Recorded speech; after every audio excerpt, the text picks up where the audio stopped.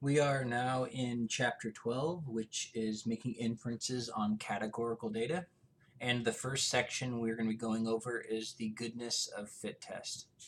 The goodness of fit test is used to is to use it's used to determine the distribution of categorical data. So, as you remember from categorical data, you'll have set categories, so many categories. And so, what we're doing is we're going to have a claim, just like before with any other hypothesis test.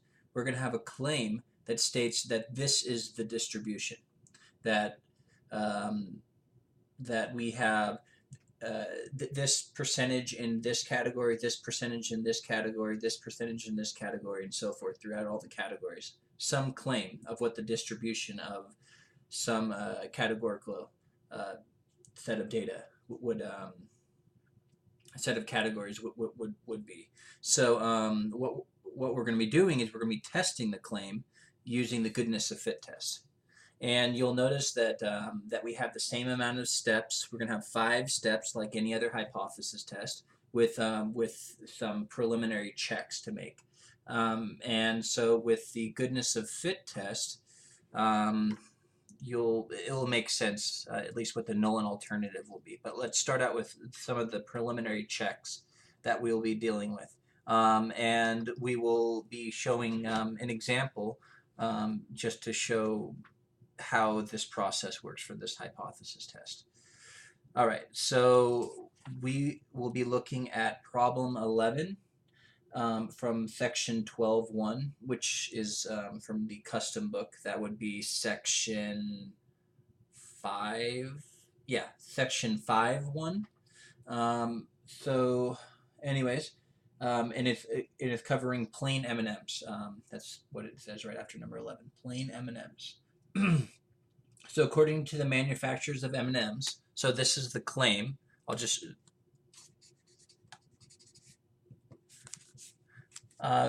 there's 13% are brown.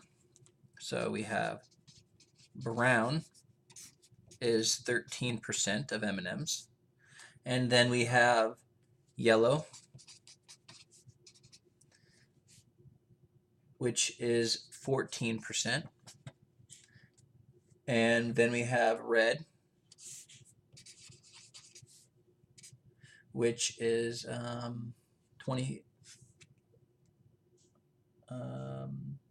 No, it's 13%, and then we have blue, which is 24, and we have orange, which is 20%, and green,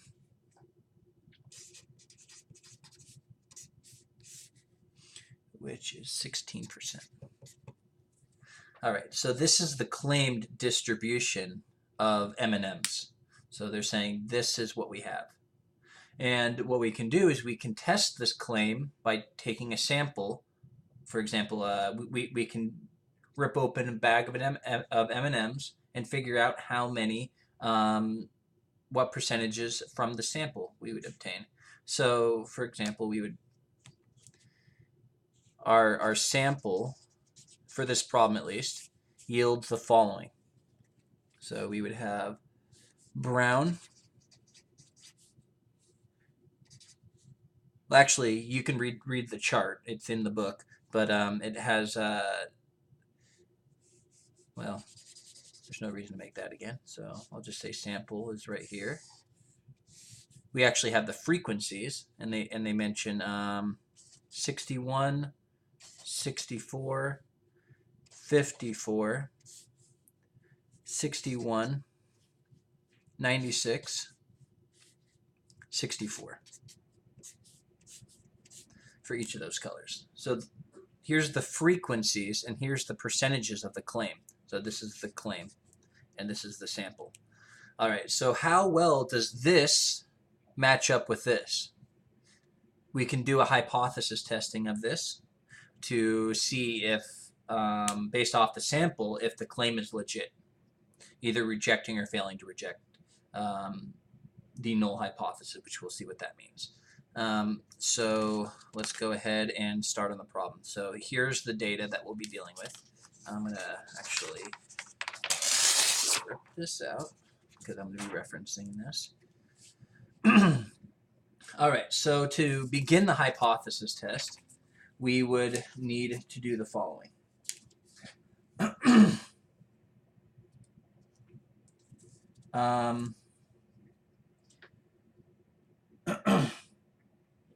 Well, let's see here. Actually, now that I notice, I forgot, there is no...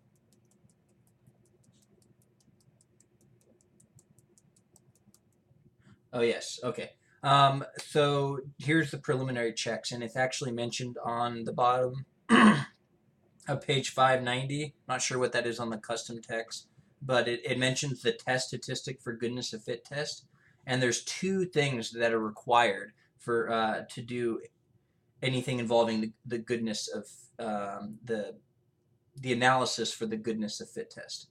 So that's so here's the checks that are required. We need to make sure that all expected frequency are greater than or equal to 1. So as we can see, so all frequencies, and this is based off of our sample, greater than or equal to 1. And as we can see, every single one is greater than or equal to 1 by far. So there we go. Check.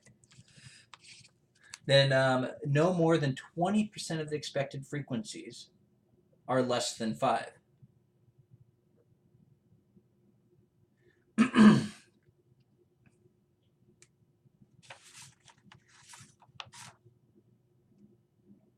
Oh.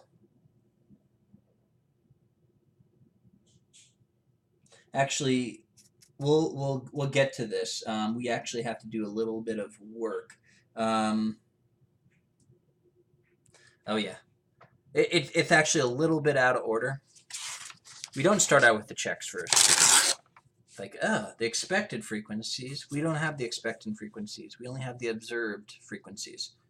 So just to let you know, we obtained the expected frequencies from our claim, in which we don't actually have the frequencies, the expected frequencies yet, but the observed, which is from our sample, is obtained already. So we'll get to that. So test hypothesis regarding a distribution uses the following steps. So we start out with step 1. We don't actually do the checks until step 3. So step 1, determine the null and alternative hypothesis. So H naught, the random variables follow the claim distribution. So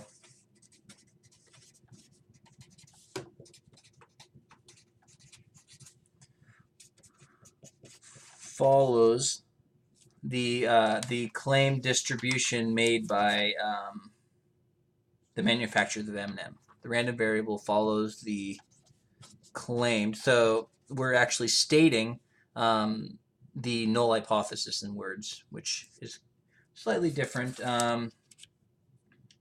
Anyways, claimed by the manufacturers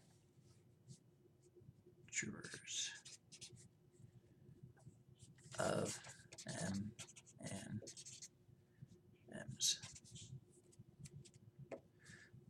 And H alternative is quite simply the random variable. It's the same thing as this, but it does not follow. So the random variable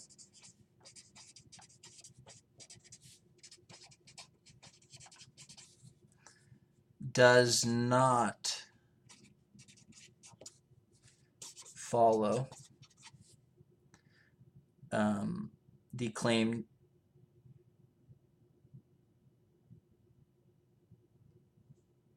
the random variable follows the claimed distribution. Just want to get the wording right here. Yeah, should be distribution. Follow the claimed distribution made by the manufacturers of M&Ms. Okay. All right. So as you can see, this is kind of like, and it's always this way. The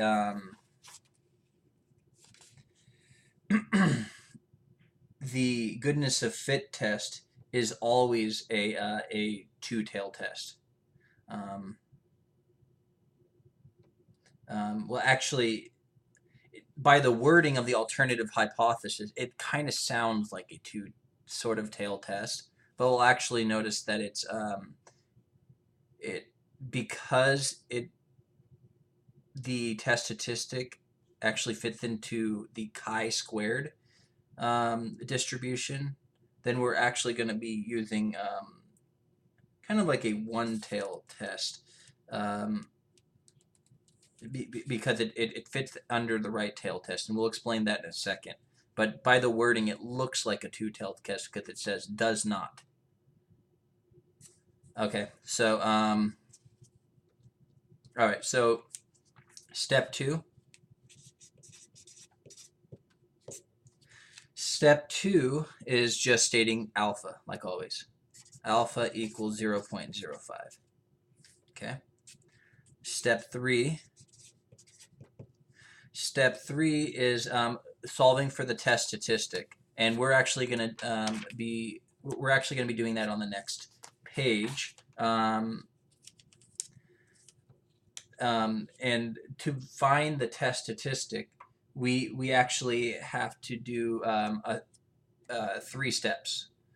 So first, we have to find the expected counts based off of the sampling. And the claimed values. So I'll actually just do this on, it's going to make sense if I do it on here, on this page. So step 3A, I'll just say step 3A, I'll do right here. And the expected counts is based off the claimed values. So and a little bit based off the sample. So we want to figure out the expected counts, or also known as frequencies, that we would have based off the claim. So what we need to do is first determine, and does it say on here exactly? It does not. But we actually have to figure out the total of the sample size. So that would be 61 plus 64 plus 54 plus 61 plus 96 plus 64. So there were 400 M&Ms. So we need to figure out how many browns, yellows, red, blue, orange, and greens we would expect to have if the claim was true, if we had a sample size of 400. So we're going to use that to compare what the sample ended up obtaining. So let's go ahead and do that. And what we would do is just multiply the sample size by each of the claimed percentages, and that would get our claimed frequencies, which is also known as the expected counts. The expected amount you would have if the claim was true. So we would have 0.13 times 400, 52. So this is brown. And then we have 0.14 times 400, 56. And then we have red, 0.13 times 400, but we already know what that is. That's 52, because that's the same as brown. And then we have 24.24 times 400, 96. Then we have 20% times 400, which is 80. And lastly, green, which is 0.16 times 400, 64. Okay.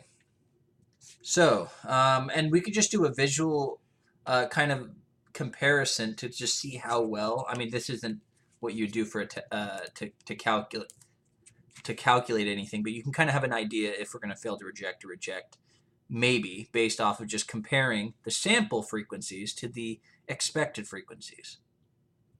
So this is known as the observed frequencies, the sample, because we're observing this, and this is the expected if the claim was true.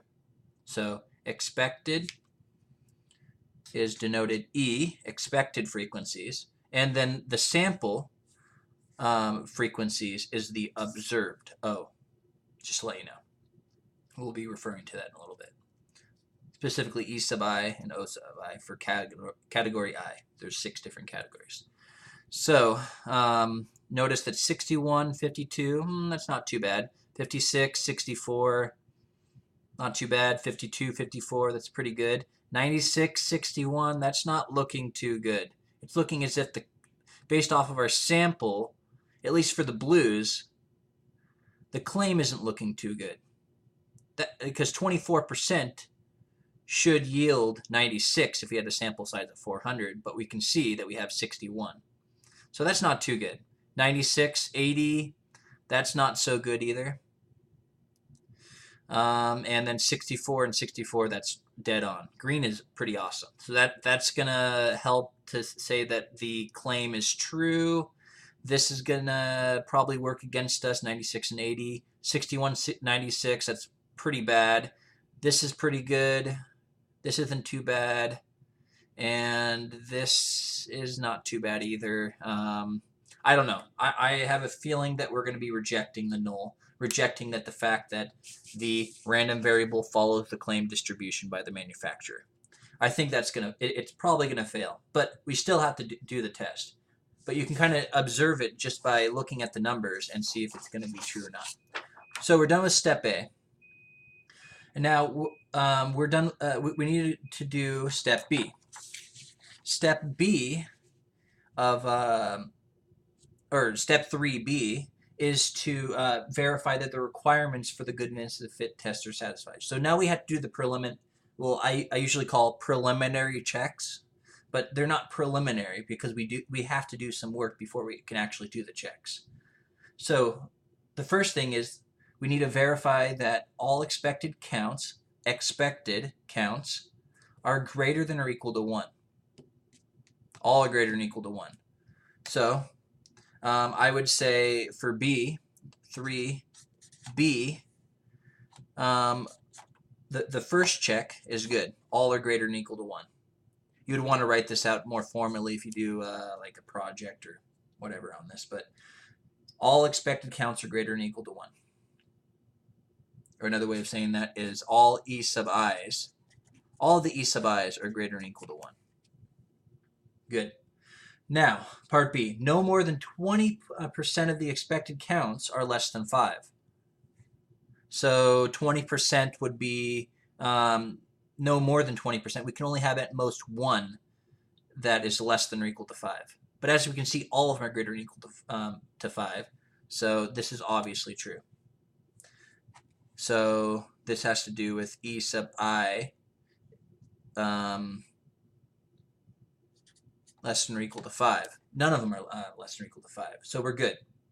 So the idea of not having really so based off of the preliminary requirements, all we have to know is that none of the expected frequencies are really small. And as we can see, that's being held. And the reason for having these checks is that when you have really small frequencies, and let's say you have an expected frequency of 1, and then we have an observed of 0 or 2, if you just have one number just barely off when you have a small expected frequency, that's a large percentage off.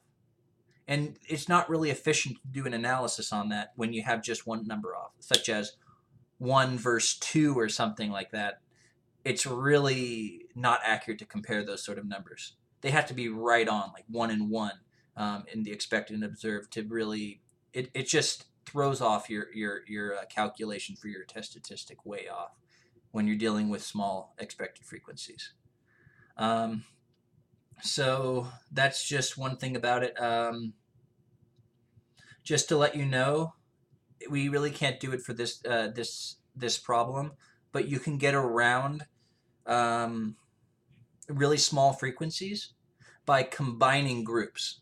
So if we're dealing with more like heights of people, and we have different categories like small, like from 10 to 20, 20 to 30, 30 to 40, 40 to 50, and 50 to 60, and the really small categories had small frequencies. We can combine categories to make the frequencies large enough. But that doesn't really apply to this problem. But it's one way to get around the requirements for a goodness of fit test.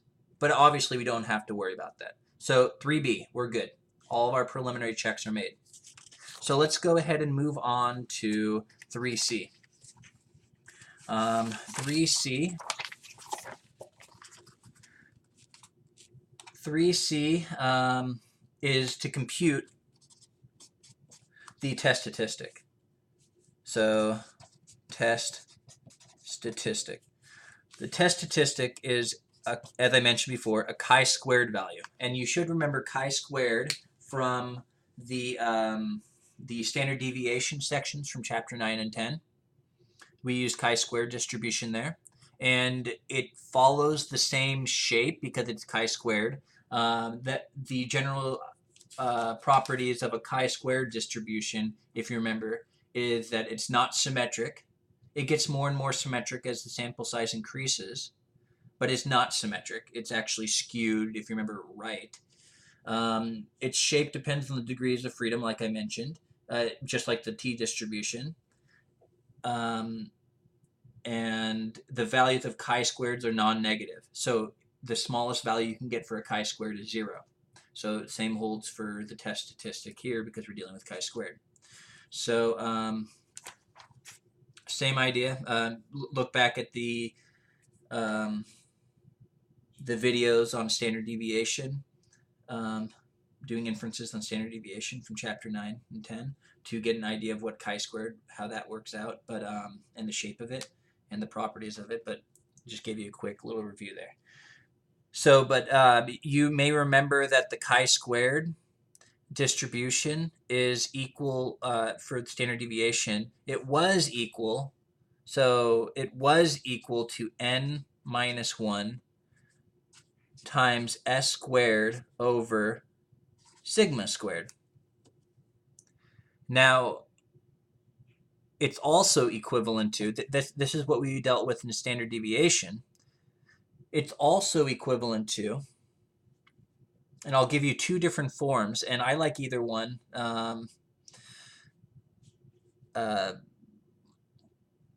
You'll decide which one you like more.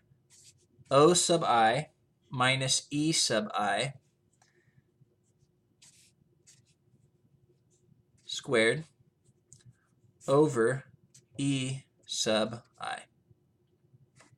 Okay, so if you remember, as I mentioned, the O sub I represents the sample, the observed. We're observing these values by taking a sample. So those are our O's observed, and then our E in the equation right here and right here, that represents the expected based off of the claim. So we're dealing with frequencies here. We're not dealing with percentages, so that's why we had to go to the frequency counts for the claim. And so what we're doing is we're taking the first. So for example, we would be looking at brown first, and we would be looking at the observed 61 minus the expected, and then square that, divide it by the expected, and that would be your first sum end. And then you would do that for each color: yellow, red, blue, orange, and green. So we're adding 6 different things together. Okay, and that gives you your chi-squared. Oh. And so let's go ahead and calculate that really quickly. And actually, I'll let you try to use this. I honestly like this equation better, and it's equivalent. I'm not going to show you how it's equivalent, but you can show it with algebra. That is equivalent to O sub I squared over E sub I. So all we have to do is just that calculation minus N. Okay. So we have the following calculation. I think it's a little bit easier. It's up to you deciding which one you want to use. There's a little bit less work here by hand to do. And so I'm going to actually use this equation right here. So we're going to take the observed, which is 61 for orange. We're going to square it. We're going to divide by 52. The expected for orange, or did I say orange? I'm going to say brown. This represents brown. And then you're going to add the next color, yellow. So we have observed, which is 64, squared over E sub I for yellow, which is 56, and then continue. So we have 54 squared over 52 squared plus, and then we have 61 squared over 96. Oh, sorry, that's not squared. What am I doing? Plus, I'll just continue down here. Plus, now we have 96 squared over 80 plus 64 squared over 64. And then we're going to subtract n. Now, let's just imagine what would happen. Now, again, I like thinking of the most extreme circumstances. What would happen if we ended up getting perfect, like we do here? What would happen if we had the perfect thing for each category? The same exact for the observed and the expected. What we would end up having is, for example, you can look at this, 64 squared divided by 64 is just 64. And if we had that for each category, all 6 of them, we'll end up getting just the sample size. If you can see that. It would just be like 52 plus 56 plus 52 plus 96 plus 80 plus 64, which is 400. And then we subtract 400. Whoops, let's go ahead and put that in. 400. And we would get a chi-squared sub naught, since they're test statistic. We would get a test statistic of 0 if we had absolutely perfect for each category.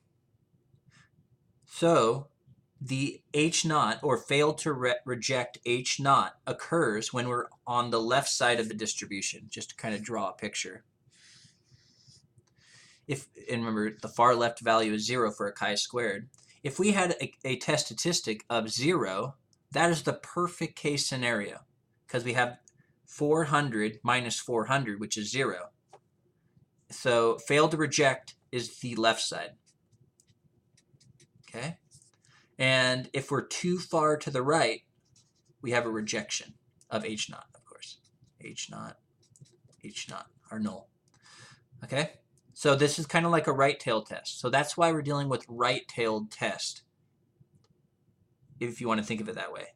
We're dealing with it kind of like a right-tailed test, which is unlike a hypothesis test for standard deviation when we're dealing with chi-squared. We're dealing with left-tailed, right-tailed, two-tailed test. This is only right-tailed test, even though our null hypothesis, or our alternative hypothesis, is always worded kind of like a two-tailed test, because it says it's not this distribution. It looks like it's a two-tailed test based off the wording saying not, but it is a right-tailed test Always. It's always calculated like a right-tailed test. Fail to reject on the left, reject on the right. Okay? So we need to find the critical value. So that's our next step, our critical value. And that is based off of alpha.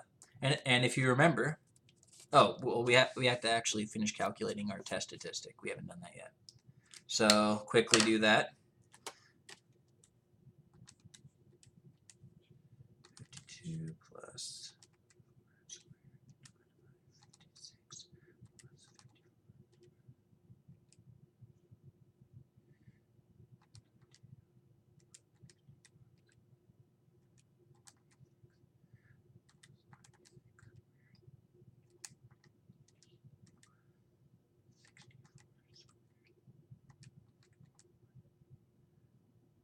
And we're going to subtract 400. So I got a value, a test statistic of 18.74.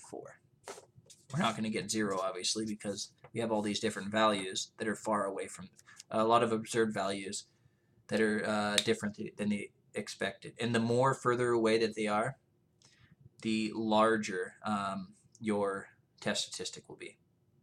And if it's large enough, you'll reject the null. So we have our critical value now.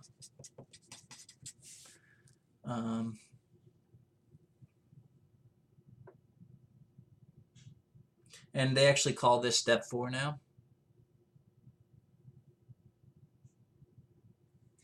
So we're actually in step 4, according to the steps in the book. So step 4 is the critical value. Calculate that. And so the critical value is kind of like what you'd expect it to be. Since it's a right-tailed test, it's chi-squared of alpha, not alpha divided by 2, like a two-tailed test. It's chi-squared of alpha. Or in this case, what was our alpha? Let's see here, 0.05. So we're looking up chi-squared of 0.05 with df equals, now this is kind of weird, but df is not 400. The degrees of freedom for a chi-squared distribution is based off of the number of categories we have. So the number of categories we have, the degrees of freedom, we haven't dealt with this where the degrees of freedom is not n minus 1. It's actually known as, they call it k minus 1, k representing the number of categories. So that's equal to 5 because we have 6 different categories. So degrees of freedom is 5 for, or the number of categories minus 1 for a goodness of fit test. Okay, so we'll be looking up that in the book, and hopefully you've kind of figured out how chi-square distributions work, but let's see if I can find this in here. There we are. Chi-squared. So I'll just show you, if you haven't really figured it out, how to use the chi-square distribution. It's a little fuzzy, but so we're looking at 0.05. So area to the right of the critical value. Since we're doing a right-tailed test, that area to the right is 0.05. Okay, so that's really convenient for a chi-squared, how they measure it on the chi-squared table. Works very good for the goodness of fit test. So we're looking at 0.05 and the degrees of freedom of 5. And we notice that we have 11.07. Okay. So we have 11.07. So there is our critical value. That is our critical value. And as we can see, our test statistic is on the tail compared to the critical value. There we go. We know we are going to fail to reject. Or I'm sorry, reject H0. Boom. Because our test statistic is located on the tail compared to the critical value. Okay, so we are going to reject H0. And the wording is almost identical to the how we would do it before. And so what we would do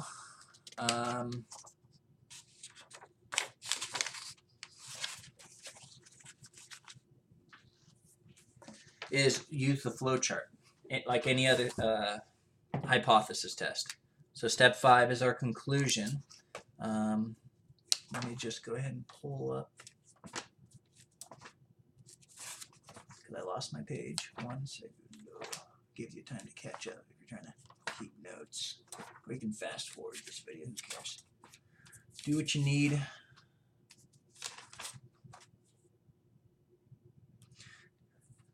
Okay, so step 5 is our conclusion. And what do we notice here? Based off the wording of the problem, notice that it mentions test whether plane M&Ms follow the distribution stated in M&M Mars or whatever with alpha equals 0.05. So we would say that does it have the condition of equality? Does it follow the distribution? So in my eyes, it's yes, it does contain equality in the claim, because it says test whether the plane M&Ms follow. It doesn't say does not follow. So you may agree or disagree, but I think that's how it's worded. So yes, it does. So the first part of the flow chart would be yes, it does contain the condition of equality. So we would go up. And then we would follow the next step of the flow chart. Did we reject or fail to reject? So yes to rejection. So we're on the top option of our flow chart. And I honestly misplaced it, but you use the wording exactly how it's stated. So we're using option 1. So I'll trust that you can write down option 1, write the wording, and then on the ... all you would put in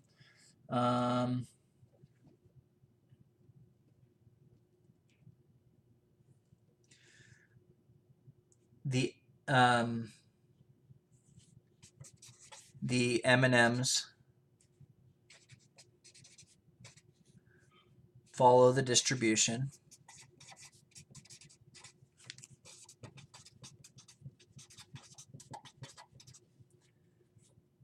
stated by M&M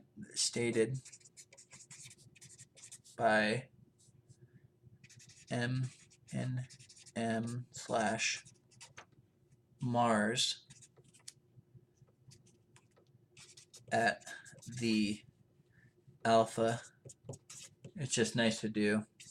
Some teachers maybe didn't show you this, but putting your in your conclusion. So if based off of lab 1, if you've done lab 1, you can kind of see that the first step in the lab 1, you're doing it's just a summary where you state the claim and then you want to answer the claim. And so in your answer the claim is your conclusion. But in the conclusion, you want to specifically say, this is what we found. But we found it with this level of significance. Because it's different. You may get a different result with a different level of significance. So you want to state that in your conclusion, like you're answering the question. Like you're just talking to the person making the claim. So level of significance. Okay. So that is the example for that I'm going over, at least now, for goodness of fit test. And so what we can see,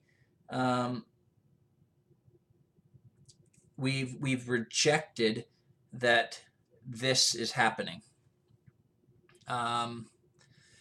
because this is the statement of H0, is that it is this distribution that's stated in the claim. So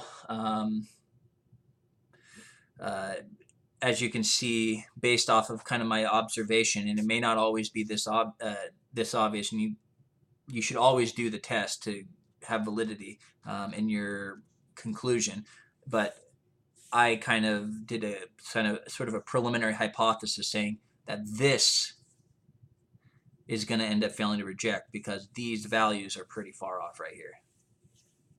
And as we can see, we did reject the null hypothesis.